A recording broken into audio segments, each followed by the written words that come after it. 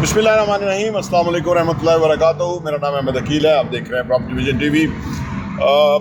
एक इल्ज़ाम real estate sector पे लगाया जाता है कि जी मिनिस्ट्री जब दी इमरान खान साहब ने तो जो पैसा आया था वो रियल एस्टेट में लग गया और वो प्लॉटों में चला गया और या तो बाकी सारी इंडस्ट्रियां जो हैं वो पाकिस्तान की ग्रो नहीं कर सकती।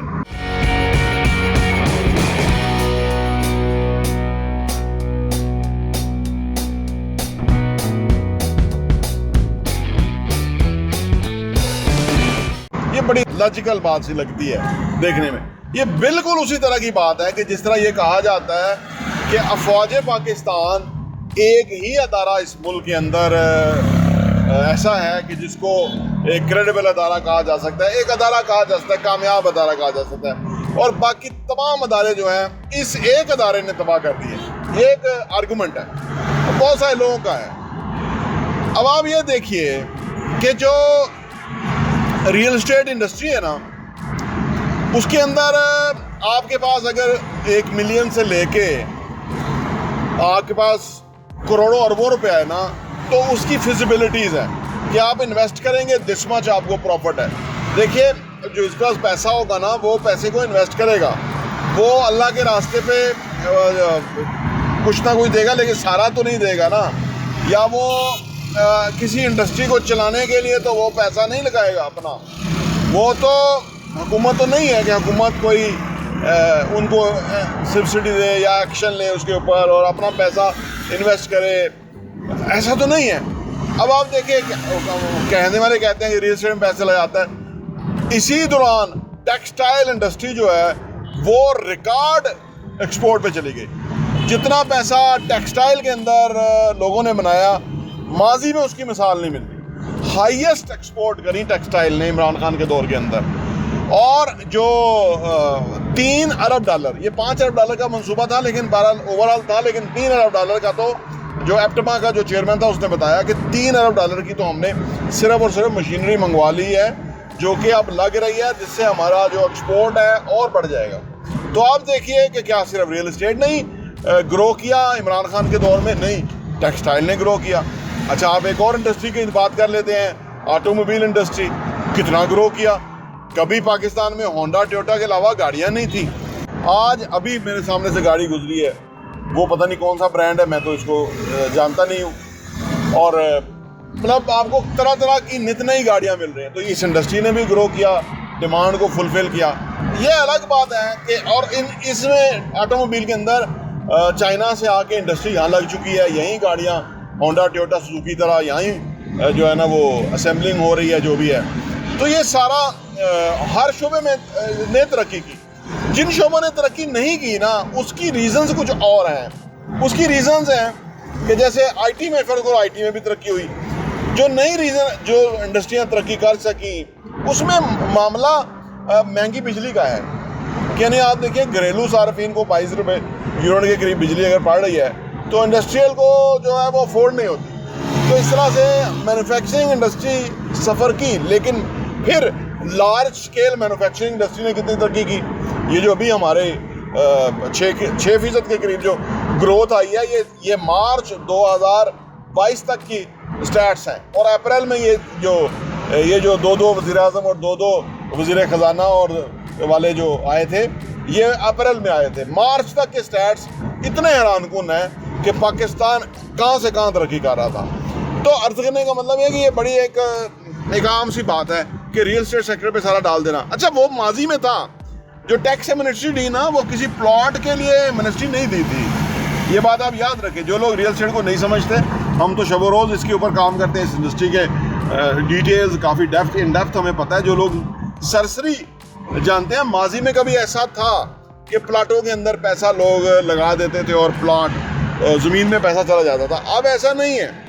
अब दरअसल जो पैसा लगा है वो टैक्स एमनेस्टी थी, जो कि आपको 60 रुपये पर स्क्वायर फीट में देना, फिक्स टैक्स रजीम लेकर आए थे। और एमनेस्टी थी कि आप पैसा लाएं, कंस्ट्रक्शन इंडस्ट्री में लगाएं।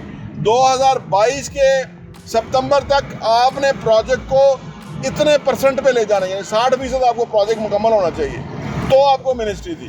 तो उसको बड़ा तरीके से एमनेस्टी को जो प्रीवियस हुकूमत थी इमरान खान साहब की, उन्होंने उसको प्लज किया था कि वो कंस्ट्रक्शन इंडस्ट्री में लगेगा पैसा, और कंस्ट्रक्शन में पैसा लगने से 40 इंडस्ट्रियां चलती हैं। तो ये जो दानिश्वर है ना, जो आमतौर पे ऑन ग्राउंड रियलिटीज़ को नहीं समझते होते, तो वो टेलीविज़न पे आके बैठ कर बात करते हैं कि जी उससे सिर्फ एक इंडस्ट्री का फ़ायदा हुआ है। इसी तरह मैंने जो फ़ौज की बात की कि फ़ौज पाकिस्तान का अदारा ठीक है, उसका इन्फ्लुएंस है, लेकिन बाकी अदारों के हाथ नहीं पकड़े किसी फ़ौजी ने जाके कि भाई रेलवे वालों के फ़ौजियों ने हाथ नहीं पकड़े। हाँ, वो एक वक्त था कि पोस्ट ऑफिस के ऊपर मुशर्रफ ने कोई एक्स फ़ौजी लगा दिया था, वो एक और दौर था, वो 20 साल पुरानी बात है।